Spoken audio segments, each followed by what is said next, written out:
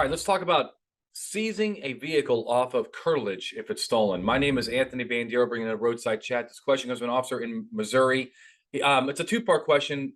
One about seizing a vehicle. The other one is about um, exigency because of marijuana smell. So look, the officer says, I watched your video, video number 106, and you talk about how people smoking in a vehicle on their driveway, even though it's curtilage, that would be exigency because of destruction of evidence.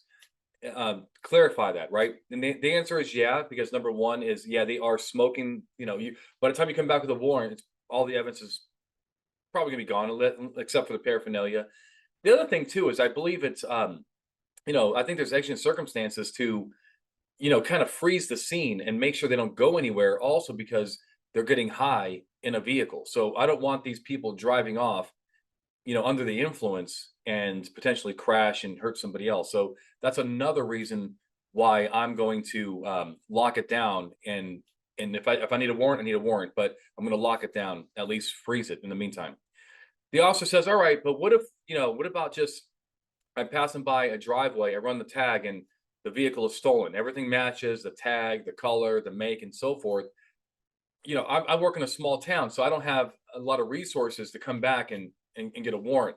The car could be gone by then. Well, here's what I'm going to tell you is that you can't go to court and claim an exception to the warrant requirement on a what if. My eyes I have allergies, by the way, so just bear with me. But you can't go to court with a generalized what if, right? I like to say you don't work in a world of possibilities.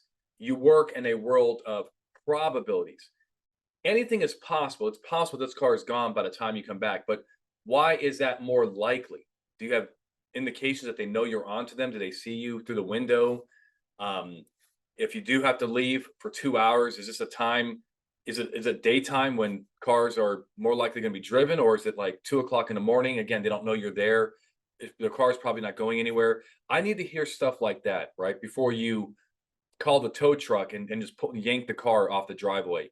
The officer does mention a Collins v. Virginia case. That is the case where cops recovered a stolen motorcycle from a carport. That was improper, even though the cops had probable cause. The officer finally says, all right, let's say that the courts back my play. The courts believe that, pulling the car off the driveway was valid under exigent circumstances. Can I now search the car under the motor vehicle exception? The answer is yes. If you have probable cause for the car, which you probably do, then you're good. The other thing is if you lawfully obtain the car and now you have another exception to get into it, you're good. And don't forget that the thief probably lacks standing anyway, right? So they're not the ones that are going to complain. However, if they left their backpack inside the car, that they may have standing for that. But the point is if you lawfully have the car and you have another recognized exception, you can do that as well. All right. I hope this clears it up. Only spent a few minutes on this video, but hopefully it's enough to give you some context and some clarity.